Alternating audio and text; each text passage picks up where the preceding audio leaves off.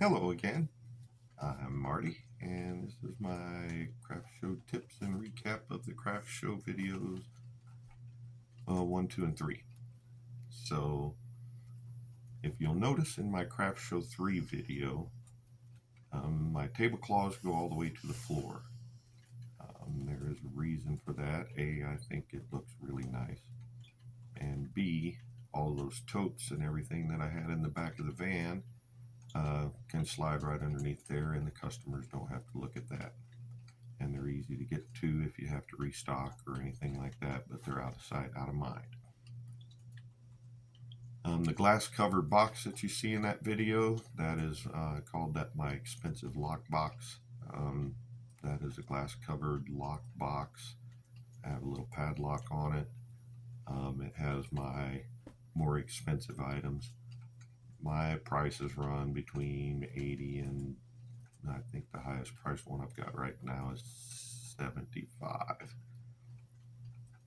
But with jewelry, it's small and it's easy to pop into a pocket. So I take my anything over $30 goes into the lockbox because if you lose an $8 pendant, it sucks, but it's not horrible. Lose a $75 pendant and that will ruin your entire day. I had a young lady who was a neighbor at one of my craft shows and she lost a $375 handmade silver ring that she had just put out with all of her other rings that were running $50 and $60. So watch your stuff. You saw that I had a sign saying that I make kids rings. I do that for a few reasons. One of the videos that I watched said that it helps if you show your craft. But if you actually are making product while you're at your booth, your customers are going to be less likely to interrupt you to ask you a question or even to buy something because, well, you're busy. But with this, the kids come, I make them a ring. It takes them a minute, it takes me a minute or two. I'm interacting with the kids, I'm interacting with the parents. The parents go and look at my stuff. And I've even had a few parents throw me a few dollars just for making their kid a ring, even if they didn't buy anything else, a little tip. It also allows me to sit. I already told you I'm 6'6". I'm a pretty big guy, and that can be intimidating to some people, especially since I'm selling jewelry. Most of my customers are ladies. And I don't want to stand for 5 to 7 hours in my booth because sitting is usually taboo. Then you should be standing and ready to greet your customers. You should be in front of your table so that you can help them easily, especially if you have, like mine, you see that I've gone vertical. So if I'm behind my booth, even as tall as I am, I have trouble seeing over it to see what they're looking at and asking questions about. So signs, you definitely have to have some kind of sign that advertises the name of your business. I also have business cards, but you saw my big sign up there with the name of my business on it. And another tip is make sure anybody that walks into your booth that you say hi, how are you, or hi, how's it going, or cold outside, isn't it? Something. You need to recognize that the customer is there, recognize, let them know that you are actually interested in their presence. Okay, let's do a couple of recap here, a couple of ideas, observations. Um, we had a pretty good crowd even with the weather, and so glad they moved us inside. It ended up snowing. Um, we were a little crowded, but there were 80 some vendors that were going to be on 3 blocks of street, and we tried to cram it all into a high school gymnasium and the hallways of the school. So it was a little crowded. We had a pretty good crowd, a lot more than I really expected. Um,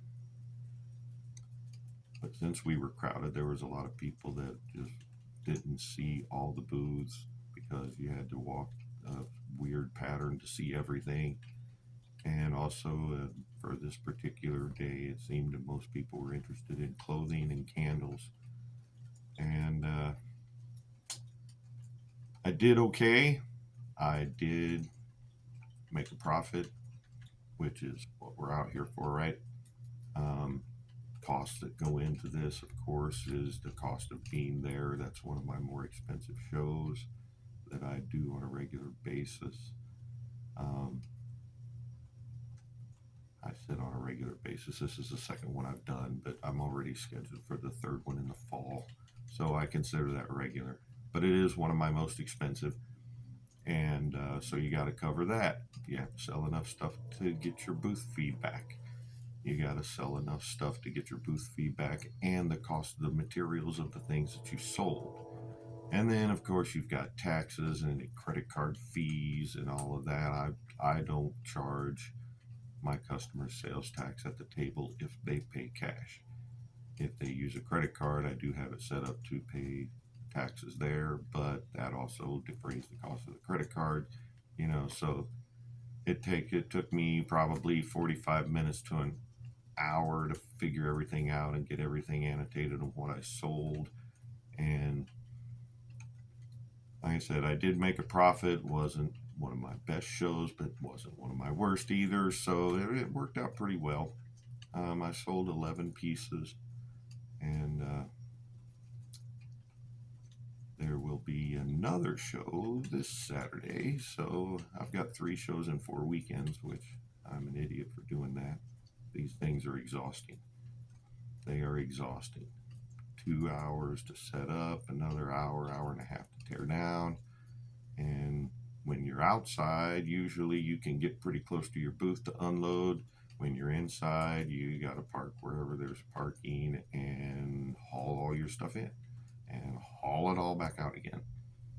The fireplace screen, this was the first show I used the fireplace screen. I really like it. It holds a lot of stuff. When you're selling jewelry, you've got, the more you can put in front of people, the more chances of them finding something they like. And that thing holds a lot.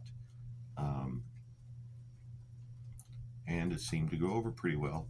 And it replaced like seven or eight, maybe 9 smaller pieces of display items that I had to stock every time. And then when it was time to tear down, I had to take everything off of them. So I figured this thing saved me at least 30 minutes because all I have to do is fold the ends in and cover it up with my garbage bag and carry it out. Don't have to take anything off, don't have to do anything. So that saved me a lot of time and a lot of effort. And it also, before I got the fireplace screen, I had 4 totes that had to go with me when I went on a show. Now I only have 3. And once I get everything all out and rearranged, I may only have to take 2. Not sure about that yet. But anyway, this is all a work in progress. You learn a little bit every time you do a show. I watched hours and hours and hours of video on these types of videos on what you can and can't do, or do and don't do's and tips and all that. There's hundreds of them out there, and I watched hours and hours. So I'm kind of condensing what I know from watching all of those and what I've learned. So happy crafting. If you decide to do a craft show, like I said, it is work. If you can find a helper, that is the best. I don't have a helper, so I have to do it all on my own. All right, well, you have a wonderful day. Next week, I may do a quick video on and show you a couple other things that I may have forgotten on this one. See you later. Bye.